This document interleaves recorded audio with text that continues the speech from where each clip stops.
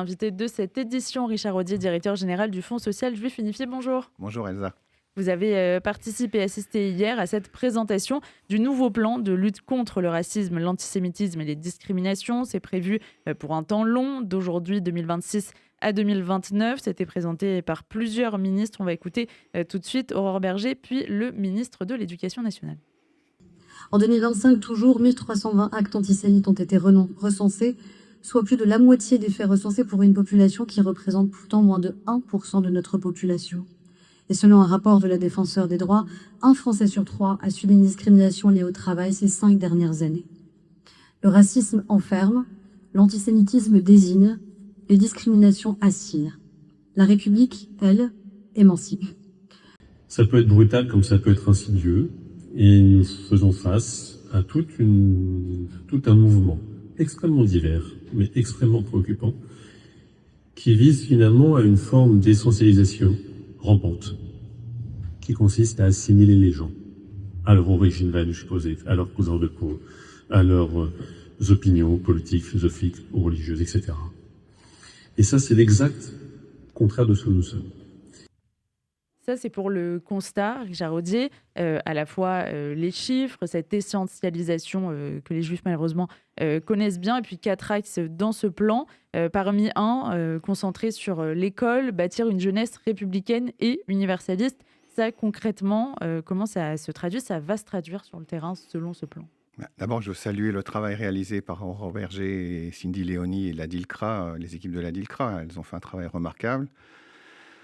En même temps, l'action politique est prévue, si vous l'avez dit Elsa, sur un plan quinquennal, au moins triennal 26-29, et le rythme politique ne peut pas être celui des victimes et de la haine antisémite qui est complètement folle, et en particulier depuis le 8 octobre 2023.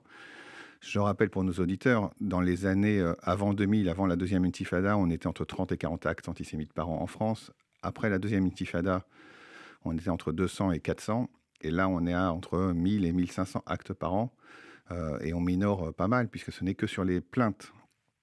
Et donc, le plan qui a été proposé est assez détaillé. Alors, on va y revenir. Il y a plein de sujets qui posent problème. Mais en tout cas, c'est vraiment une ambition, un marqueur fort.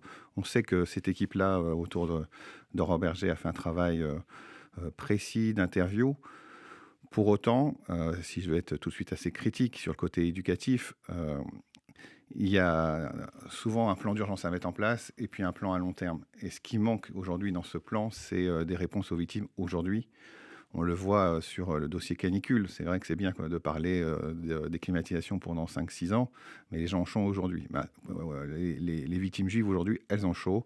Dans les universités, vous le savez bien, Elsa, l'UEJF en parle souvent à ce micro, c'est invivable dans beaucoup de lieux éducatifs. Dans les écoles, il y a un grand problème sur l'éducation, mais ce n'est pas à la rentrée 2026 où les choses vont se mettre en place. Et puis, pour terminer sur cette premier avis sur le plan triennal, des outils sont totalement oubliés, ce qui est un petit peu problématique parce qu'ils y étaient au début. Les contributeurs en avaient parlé, que ce soit le CRIF, le Fonds social, l'UEJF, la LICRA, notamment sur la haine en ligne. Et donc, le côté éducatif est bien pour l'éducation nationale. Le ministre de l'Éducation a tenu des propos assez forts. Pour autant, on attend des moyens aussi pour les victimes d'aujourd'hui. Justement, dans ces mesures prévues sur le plan éducatif, il y a le développement des visites mémorielles. C'était déjà dans le plan des années précédentes. On ne va pas dire que c'est pas bien, mais s'il n'y a pas un décalage aussi entre ces visites-là et ce qu'est l'antisémitisme du quotidien aujourd'hui dans les écoles et pour les victimes. En fait, la tendance depuis quelques années, c'est de faire des grandes assises. Et là, ça date depuis février 2025. Et on réunit tout le monde et essaie de voir les acteurs. Et parmi les acteurs, il y avait les lieux de mémoire. Yad Vashem, le mémorial de la Shoah, le camp d'Émile, etc. Donc, eux ont poussé pour ce type de visite. Mais objectivement, la Fondation de la mémoire de la Shoah a financé depuis maintenant près de 25 ans des centaines de milliers de voyages à Auschwitz. Les étudiants vont au camp d'Émile ou vont au mémorial. Mais on sait très bien que ce n'est pas la visite qui va faire quoi que ce soit. Ça ne suffit pas. Et puis ces lieux, qu'est-ce qu'on en fait? Comment on les prépare? je ne veux pas dire que c'est un gadget parce que je serais un peu trop cruel, mais c'est un petit peu comme le président Sarkozy qui avait dit chaque étudiant, chaque lycéen doit avoir un rescapé de la Shoah ou une victime de la Shoah face à lui. C'est des gadgets qui sont loin d'être suffisants parce que l'antisémitisme d'aujourd'hui, si on ne le met qu'à l'éclairage de la Shoah, on ne va rien gagner, on ne va rien réparer, on ne va rien enseigner, on ne va rien éduquer. Parce que les 6 millions de morts, quand le gamin crie Free Palestine, mort aux sionistes, lui ne fait pas le lien entre ce qui s'est passé sur la Judenrampe et ses cris dans une université ou sur un groupe WhatsApp. Aussi, dans les axes prévus par ce plan, la garantie de la sanction des auteurs d'actes racistes et antisémites. On sait qu'il y a toujours deux plans importants, à la fois mieux sanctionner et prévenir. Sur la sanction, vous avez l'impression qu'il y a une meilleure conscience de ce qu'il faut faire? Alors, conscience, absolument, il n'y a pas de doute. D'ailleurs, il y a un grand programme de formation qui est proposé aux forces de l'ordre, police, gendarmerie, justice. Mais là aussi, c'est un plan de formation, de sensibilisation. Sur quel rythme? On l'a vu sur certains procès que nous avons en ce moment, où la négation de la victime en tant que juive est mise de côté. La compréhension du phénomène antisémite contemporain n'est pas bien comprise. Je ne suis pas sûr qu'à l'École nationale de la magistrature, dans les 3 prochaines années, le changement va se faire. Donc oui, il y a une volonté politique qui est claire, qui est affichée, qui est écrite, qui est portée. Cindy Léonie comme Aurore Berger sont très fortes là-dessus. Mais on voit bien que le ministre de la Justice, d'abord, n'était pas là hier symboliquement à ce plan. Et pourtant, il est très acteur et très dynamique sur le sujet. Parce qu'on est confronté à une justice qui n'avance pas au rythme des victimes, justement. Et je crois que c'est l'enjeu des prochaines années de verbaliser ça. On ne peut pas se satisfaire de plans triennaux. Il y a la question aussi de ce projet de loi de lutte contre le racisme et l'antisémitisme qui devrait être examiné à la rentrée au Sénat. Ce temps aussi de l'examen politique qui sera peut-être balayé par les élections, qui n'est toujours pas celui des victimes.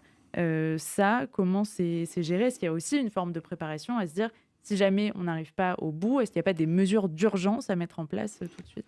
Vous savez, la France est dotée de services de renseignement parmi les meilleurs au monde. Et il y a un rapport public tous les ans de l'Agence nationale des services de renseignement informatique, l'ANSI, qui explique qui sont les gens qui manipulent la vie politique française. Et ils le disent clairement, c'est un rapport de l'État qui est disponible. Et ils disent la Chine, notamment avec TikTok. Ils parlent de la Russie avec ses réseaux sociaux. Nous, on sait très bien ici le rôle d'Agi+, le Qatar, sur la partie médias. Or, tous ces aspects-là, qui sont géopolitiques, stratégiques et de défense, finalement, ne sont pas pris en compte par les textes de loi. On est vraiment sur la haine en ligne, du post qu'il faut condamner, bien évidemment, sur TikTok ou sur Twitter X. J'allais dire, c'est de la micro-décision à ne pas négliger. Mais en réalité, quand tous les jours, des millions de jeunes sont confrontés dans des plateformes de jeux vidéo avec des intrusions de propagande anti-israélienne, ou sur Agi+, qui est financé par le Qatar, ou sur TikTok, et maintenant avec l'IA, on a vu les dernières études israéliennes où on voit que les préjugés antisémites sur l'IA ressortent, puisque ça fait partie de la littérature que les robots aujourd'hui mettent en avant sur les plateformes. Je crois que cette partie haine en ligne, elle a été attaquée vraiment sur l'angle judiciaire du poste individuel sur le projet de loi. Alors on va le voir, ça va être définitif dans quelques jours. Et puis vous le disiez, Elsa, ce plan sur 3 ans-là, dans 6 mois, on est en période électorale. La session parlementaire se terminera. Si le champ politique diffère, qu'est-ce qui va se passer? On est dans une inconnue. Moi, je pense qu'il manque vraiment aujourd'hui une urgence vers les victimes, de protection de la communauté juive, de moyens. En Angleterre, on l'a vu après le 7 octobre, le gouvernement a mis 60 millions d'euros pour protéger les sites juifs et les lieux de rassemblement. Oui, effectivement, il y a des moments où on doit faire le temps long, on doit faire l'éducation, on doit faire la loi, mais je le redis, les 1600 actes antisémites ne sont pas tolérables. Et aujourd'hui, ils atteignent aux 2/3 la sphère privée. Donc il faut sanctionner, il faut que la police ait les moyens. Et tous ces projets de loi sont très très bien, mais il faut que l'État ait ce plan d'urgence qui n'a pas eu lieu.